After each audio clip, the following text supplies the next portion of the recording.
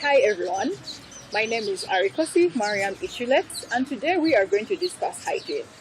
Hygiene is basically all practices, conditions, and lifestyle behaviors that maintain proper health, especially through having good cleanliness. We have come to realize that hygiene actually affects our mental, physical, and even social well-being. So today, I am joined by Sarah, and we are going to talk about this topic and how our lives have been impacted by it, and how we can work together to improve the hygiene of all people with a keen interest in girls living with disabilities.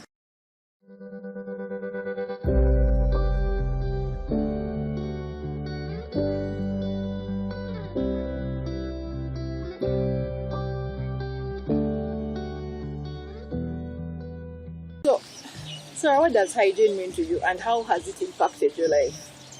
So basically, I relate hygiene with it on a personal basis.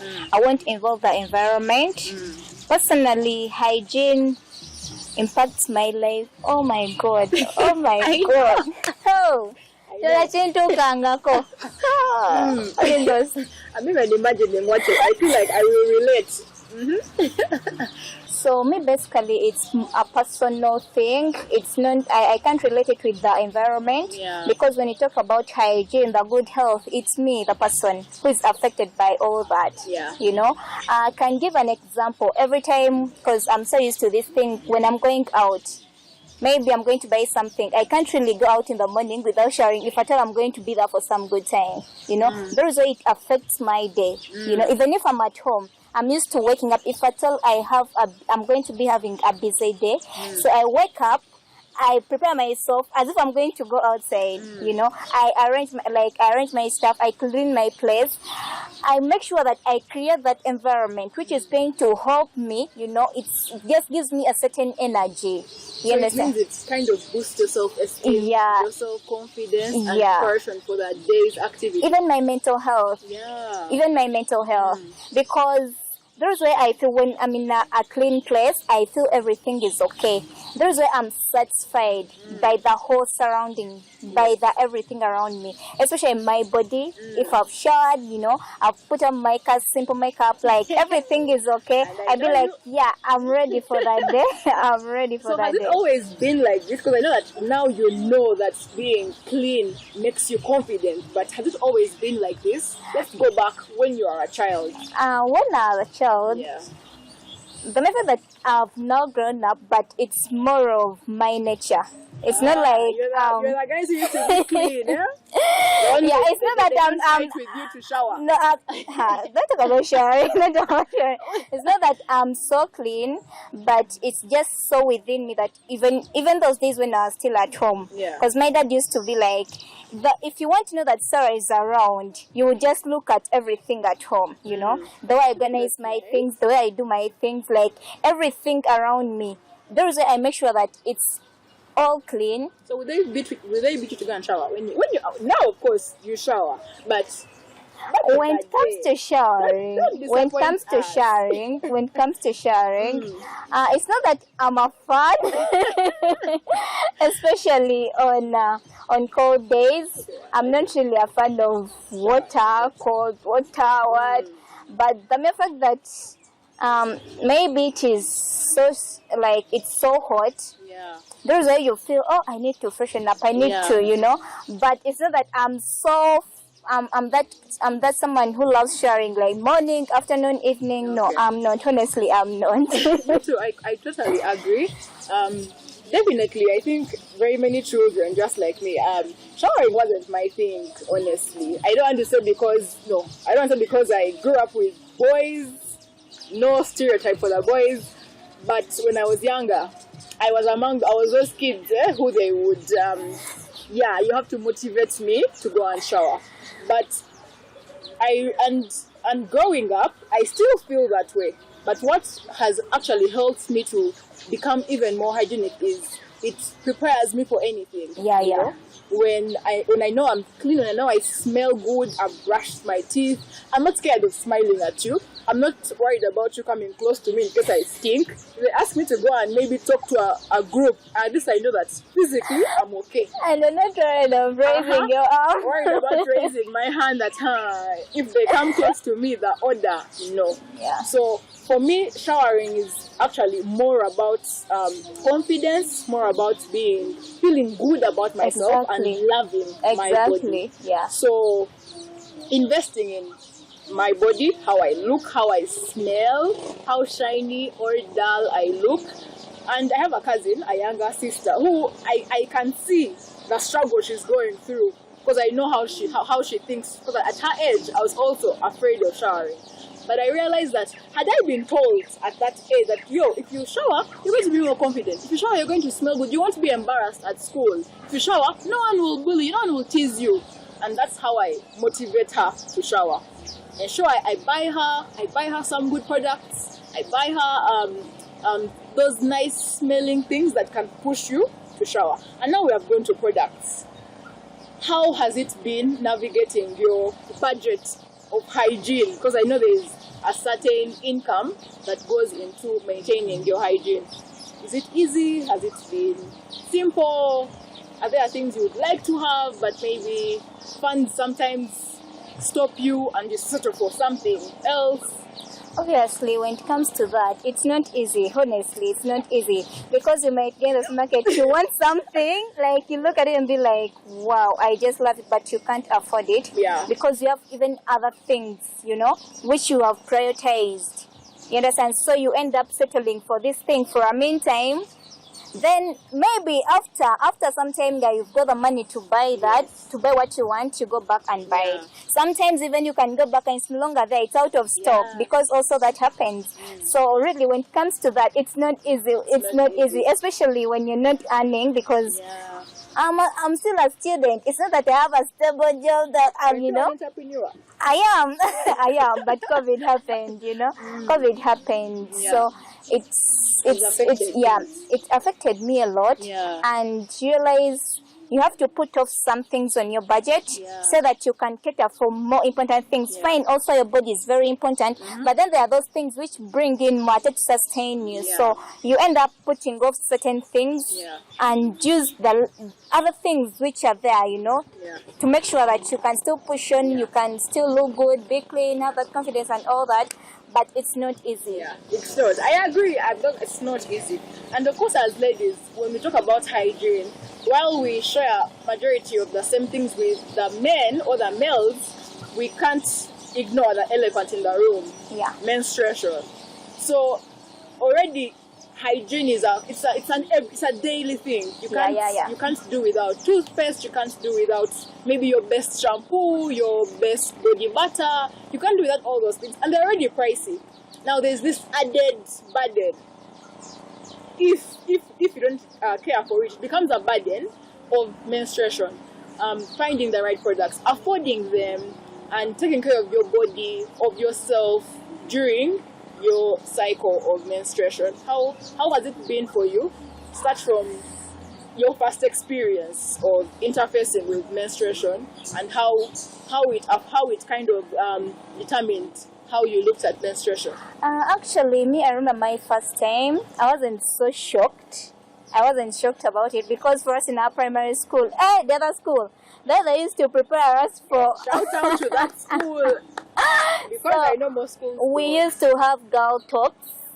Like we used to have those girl things at our school. So by the time it happened, I knew, even my mom, like the mere fact that I didn't grow up with my mom, so I didn't have a chance for her to tell me about it. But at school, I knew everything. It's the school that helped you. Yeah, it's the school that helped me. So I knew everything because even when it comes to center towels, it's my dad who used to buy for us all those things. Shout out to the good dads. So you put it in the budget. So I wasn't scared. But then when I told my mom, oh, Mom, what, my first period?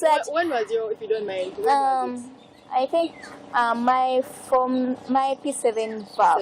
My P7 Was that the first time you encountered menstruation? Had you seen another lady encountering it, or it? Yeah, I had friends. I had friends who are like that. Let me call it going before me. They prepared you. Yeah, so I had friends, so I knew everything.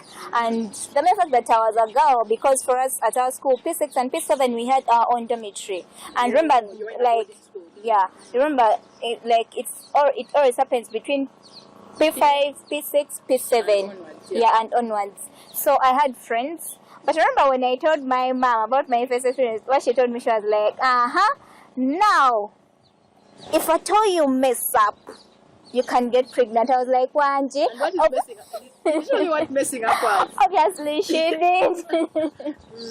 She did, but I was like, okay. Then after she called my auntie, she told her, you're the one close to her, so help her, you know. So I was really prepared for everything. But as we go on, remember now we have this hygiene thing, then the menstruation comes in, it really becomes some other thing. Yeah. Especially when you're in an environment where you don't have a place where you can dispose of your material after use, because that's the main challenge. Because now we are grown ups, you can manage in every way you can manage yourself. You know that, you know that at the end of the month I'm expecting something, or at the beginning of the month, or in the mid-month I'm expecting something. So even if you don't have money, you prepare your package. You know, we used to call it bread, a special bread.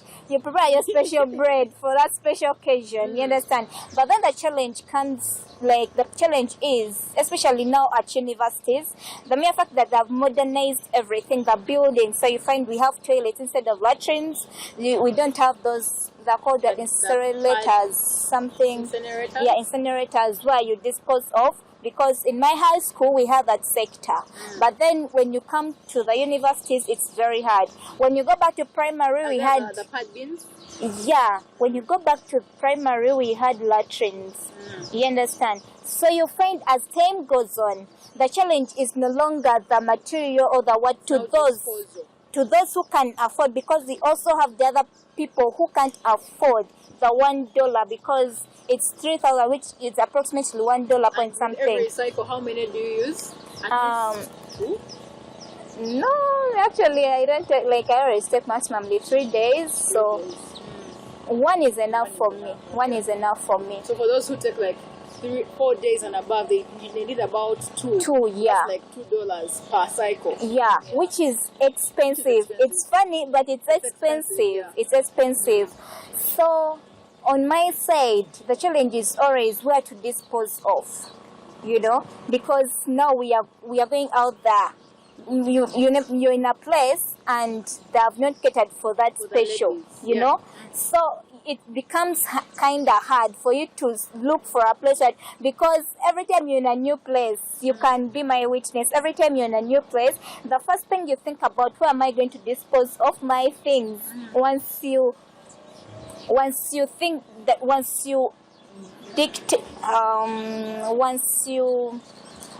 reached that period, you know, that time of you menstruating, of your period, so that thing always comes up. So you start looking for a place where you're going to dispose of, because people no longer, even the landlords, I doubt whether they think about this whole thing. They just construct the buildings. Yeah. True. So you've really mentioned very many issues. One is accessing the materials to go through your menstrual cycle in the most hygienic way. Then if you manage to get the materials, that's already one bottleneck. Finding where to adequately dispose is another challenge. And then you also said having separated facilities for girls and boys has been a very big issue.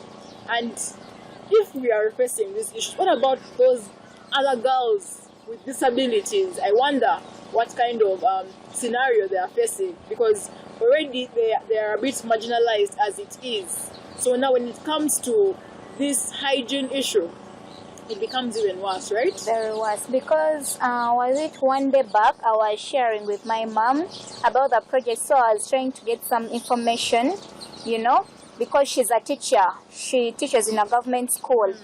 So it's a public school, and they encounter a lot of different children from different homes, and they have their different issues. So one thing she told me, that these kids, especially the girls, because they also have children with disabilities in the school, it's very hard. So you find the companies, maybe the organization Red Cross, they always come and donate, which means it becomes hard for these children. Now in my mind, I'm having a picture of a girl.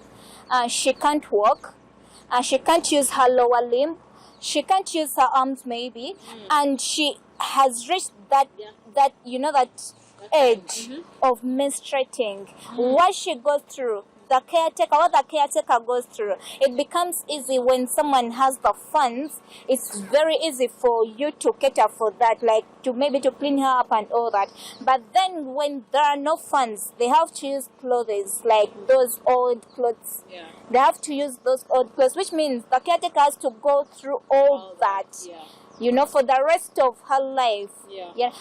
And I feel it's a burden. It's a burden. You know how. Share about what Spero is doing about it. What's the first step that Spero is doing to find a potential solution to this problem that these girls living with disabilities are facing?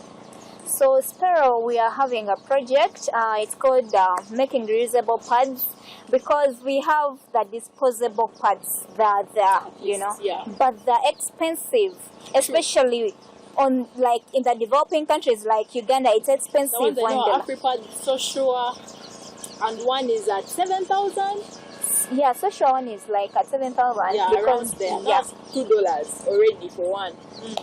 So for us, we looked at that, especially because we are dealing with children with disabilities. Yeah. And the mere fact that we are not only dealing with boys, we are dealing with girls also, the girl child, the youths, what they're going through. Because as ladies, this is it's part of us, it's part of us till your menopause. Before menopause, it's part of you. And again, menopause has its own issues. So it's part of you. So for us, we thought about it, and we're like, how can we bring a change? Because most of the people who are making these pads, they're selling them, but for us, we are not going to be selling we are going to be giving out. So we are going to buy the girls and give them and give it to them. Yeah. Yes. So that's the project. That's the project you're working on right now, and very soon. Yes. Yeah. So definitely we call upon all the potential partners who can work with us in making and in increasing the scale of this project, where we are going to be making disposable, reusable pads for girls living with disabilities who we have identified in our communities.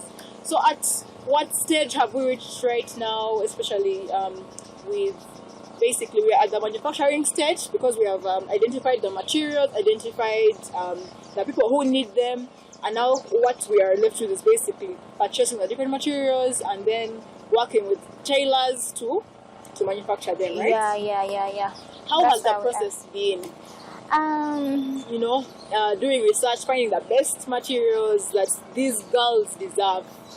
The process, I can't say that it has been so hectic or it has been really difficult, because we are not really doing something which is new. People have done it, and Uganda people every day. Yeah, people are coming up with different ideas in that same line. So the research has not really been so hectic, but you find that we have to put out something unique.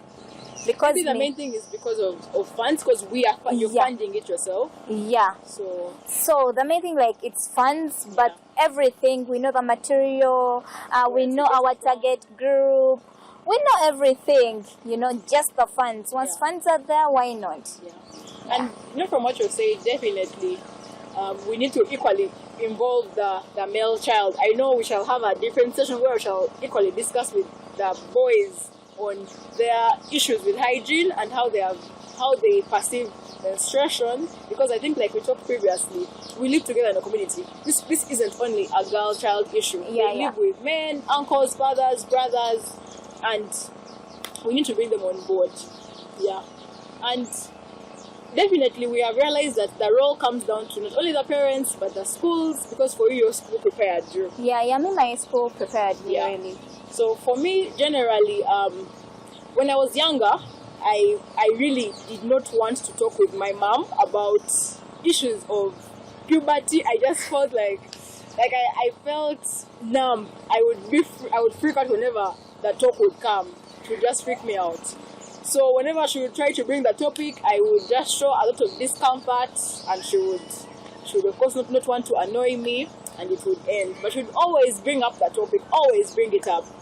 But like you, in my primary school, they also had those sessions around P6, P7. They would, to the day school, they would isolate us, the girls, and talk to the girls about menstruation. Now, while that was good, there was a gap whereby they would not talk to the boys about menstruation. They really didn't know what was going on. So my first actual encounter was in P7, when one of my classmates actually had her menarche in class. So now the girls were prepared. They knew that, this is menstruation. But in class, we share it with the boys. Yeah. So because the boys were ignorant of the issue of menstruation, they were not prepared on how to act when a girl gets her menarche, or, you can get, even though you've had it before, you can get stained for whatever reason. So, of course, these boys didn't really treat her so well. They caused a scene, but quickly there was one girl who came on and tied her with a sweater. So, do you think there's a gap where girls are prepared and then the boys are not? Yet, we live together. Obviously, there is a very big gap. Yeah. I remember my primary. Oh my God, even secondary. That time you have cramps. Bambi, maybe your friend, your boyfriend. Yeah. You can be concerned, be like, Sarah, what's going on? Are you okay? Are you fine? With your terrible cramps, you're like, I'm not fine. Like, even you can't say it out. You can't be like, what's the actual problem. You're supposed to lie. Yeah. Because you think, man, I'll be ashamed. I really don't want to talk about it, So boys, in most cases, boys just don't know what's really going on. In most cases. So we haven't given them a chance to know and maybe treat the girls or women in their lives better. Do you think if they knew, they would be willing to help? Obviously. Do you know that these men, when it comes to ladies, there is a way our vulnerability, like, there's a way it affects them. Yeah, a certain way. Trust me, if you're in a place and you're like 5 girls and there is one guy, if something happens, he will be really concerned, unless now that guy has issues. He's not a guy. Yeah, I'm talking about normal guys. There is a way, like, they'll step up and do something, even if they don't know.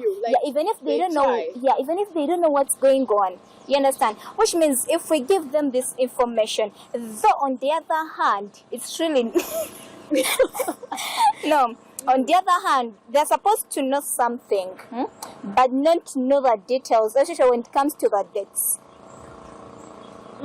So why are you drawing the line on the dates? Because they need to know that dates, so they know that this is the time when I need your help most. Don't you think so? Because now, if they know everything else. Yeah, I know.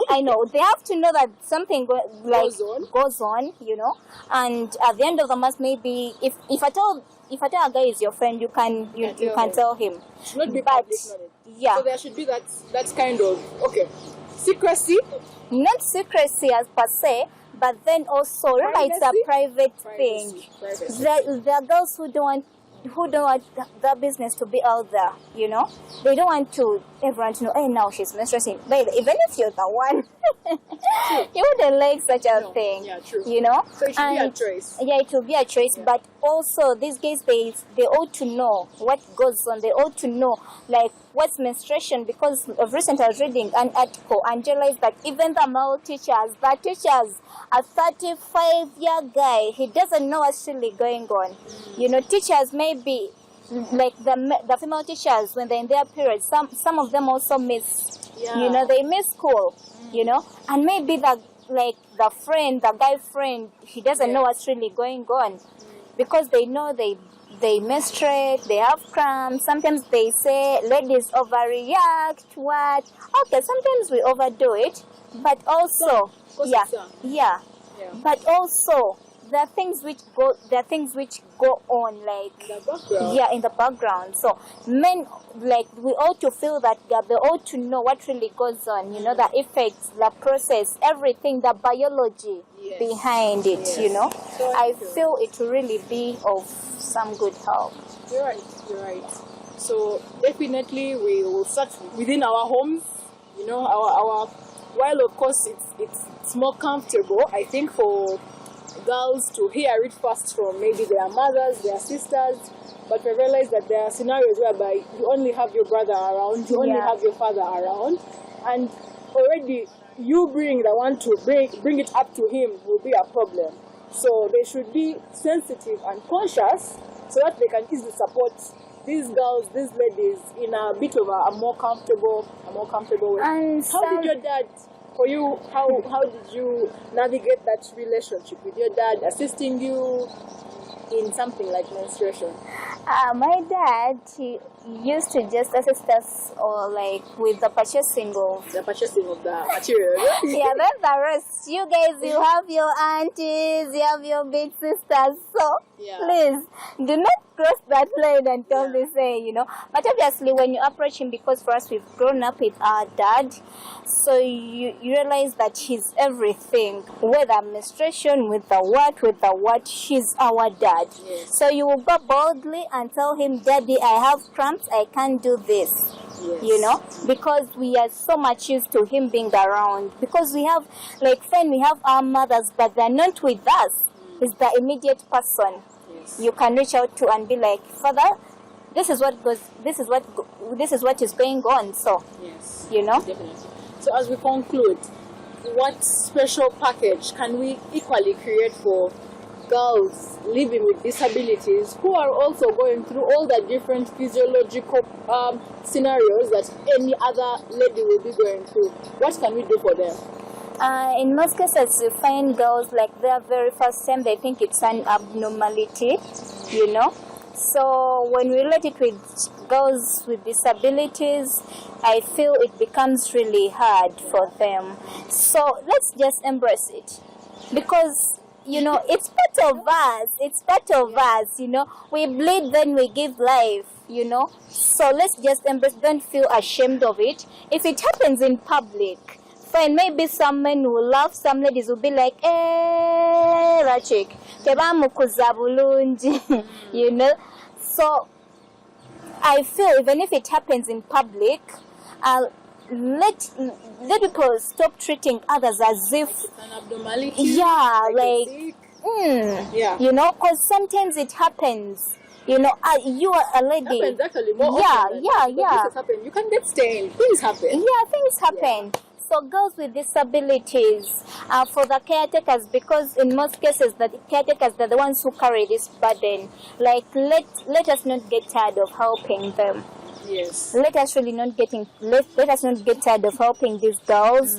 Let us teach them, those who can see and they can use the arms. Let us teach them, how to care for themselves. Because realize, with that period, like the reproductive system, whatever goes on, a girl can easily get other infections, during that process. Though even outside that, like, things can come up, but let us teach them how to care for themselves, how to keep clean, and make all the possible ways for them to get the right material to use, where to dispose, friendly systems, all those things. Yeah, so thank you so much. Definitely we need to really embark on systems that bring about proper sexual reproductive health for all, especially girls living with disabilities. Thank you for joining us today in this wonderful discussion. Feel free to join us in the comment section with whatever opinion you may have, any experience you've had, be it embarrassing, positive, how you are assisted, how you feel we should improve our society to make this place a better place for everyone, not only us, but even those who are living with disabilities. Join us in our different social media platforms on Facebook, TikTok, Instagram, Twitter, and on our website at Spero Child International. Have a good day.